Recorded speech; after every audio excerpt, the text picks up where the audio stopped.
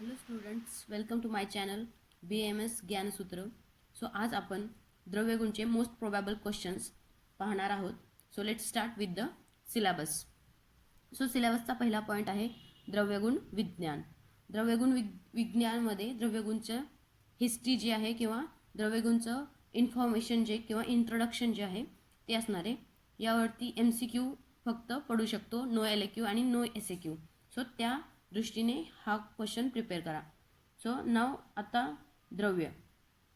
द्रव्यामध्ये पंचभौतिकत्व of the द्रव्य, classification of द्रव्य based on उत्पत्ती, योनी, प्रयोग, प्रभाव, दोषघ्नता आणि रसभेद आणि कर्मभेद.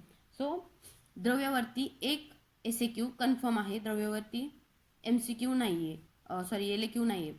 सो द्रव्यावरती एक SAQ जो आहे तो कन्फर्म आहे. पहिला SAQ द्रव्यावरती असणार आहे. सो त्यामध्ये एक पंचभौतिकत्व ऑफ द द्रव्य एक्सप्लेन करा किंवा क्लासिफिकेशन 2 ते 3 प्रकारे विचारू शकतात. सो हा झाला द्रव्य. नंतर तिसरा पार्ट आहे गुण. आता गुण 11 मार्काला आहे. सो गुणावरती एक MCQ आणि एक LAQ कन्फर्म आहे. सो पंचभौतिकत्व, कॅरेक्टरिस्टिक आणि क्लासिफिकेशन. सो गुरुवादी गुण इट्स कर्म ऑन दोष धातू मल. परादी गुण with example clinical application and research update. So सर्वात पहिल्यांदा गुरुवादी आणि परादी. सो गुरुवादी आणि परादी यापैकी ह्या दोन्हीपैकी एक गुण जे आहेत ते 10 मार्काला LAQला विचारले जाऊ शकतात आणि हा पहिला LAQ आहे गुणांवरती आणि तो फिक्स आहे. गुणांवरती एक LAQ येणारच आहे जो की 10 मार्काला आहे. त्यामुळे गुणांचे श्लोक आहेत ते नीट पाठ करा आणि त्यावर एक MCQ पण असणार आहे.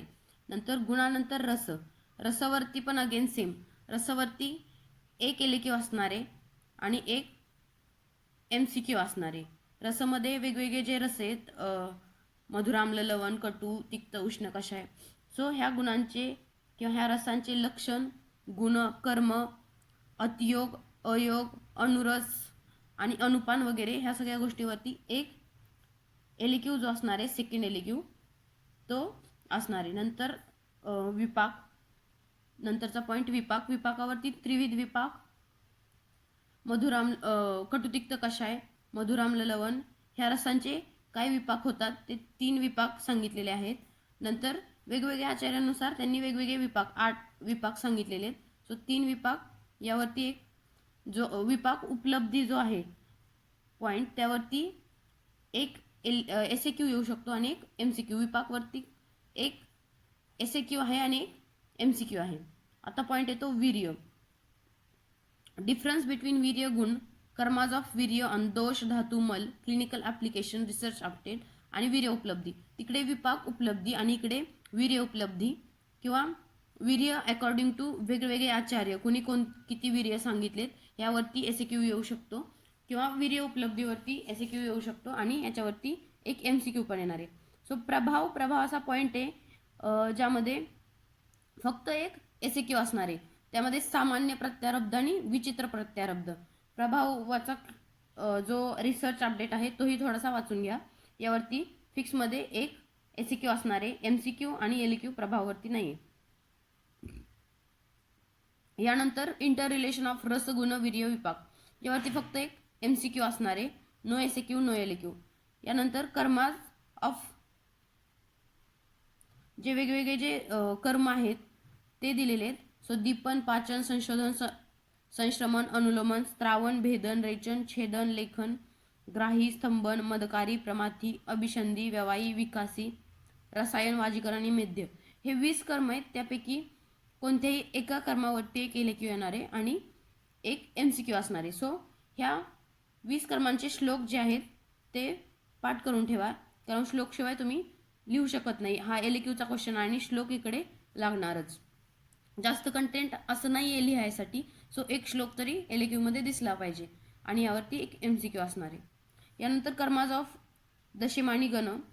सो हा खूप मोठा टॉपिक आहे कर्माज ऑफ दशमानी गण आणि 5 मार्काला ह्यावरती फक्त एक आहे तो SAQ असणार आहे. सो कर्माज ऑफ दशमानी गणमध्ये 50 जे महाकषाय आहेत चरकांनी सांगितलेले ते त्याचे पूर्ण श्लोक करावे लागणार.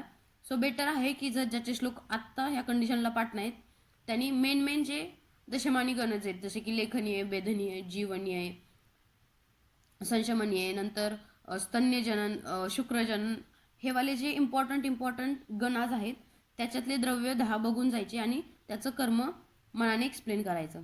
सो दशमानी गणावरती फक्त एक एसीक्यू आहे, तो शेवटच्या पार्टला ठेवा, शेवटच्या पॉईंटला ठेवा. सो आता प्रिन्सिपल्स ऑफ जनरल फार्मॅकोलॉजी, यामध्ये drug definition, drug doses form, route of administration of drug, pharmacokinetics, pharmacodynamics, drug dose, principle of the drug action, mechanism of drug and bioavailability. Okay, हे जे पहिला पॉईंट आहे 11 मधला पहिला जो point आहे त्यांनी दिलेला, त्यावरच जास्त करून जे आहे ते एलक्यू पडतात. सो फार्मॅकोलॉजीला 20 मार्क दिलेत, म्हणजे फार्मॅकोलॉजीवरती एक एलक्यू, चौथा एलक्यू जो असणार आहे तो आपला फार्मॅकोलॉजीवरती फिक्स असणार आहे आणि 2 एसक्यू पण फार्मॅकोलॉजीवरती येणार आहेत. त्यामुळे फार्मॅकोलॉजीला अंडर एस्टिमेट करू नका. तसंच फार्मॅकोलॉजीमध्ये जे मेन इंट्रोडक्शन फार्मॅकोलॉजीचं केल्यानंतर लॅक्झेटिव्हचे जे ड्रग्ज आहेत, लॅक्झेटिव्ह ड्रग, नंतर ड्रग अफेक्टिंग ऑन किडनी आणि cardiovascular drugs, these are some important drugs. आणि काही जे बाकीचे प्रत्येक इथे 11 पॉईंट्स आहेत त्यामधले एक 2 ड्रग्ज आणि त्यांची ॲक्शन तरी करून जावे ॲटलीस्ट, कारण दिस इज द हा 20 मार्कचा पार्ट आहे आणि यावर 2 एसक्यू आणि 1 एलक्यू येणार आहे. सो हा खूप वेटेजचा पार्ट आहे फार्मॅकोलॉजी.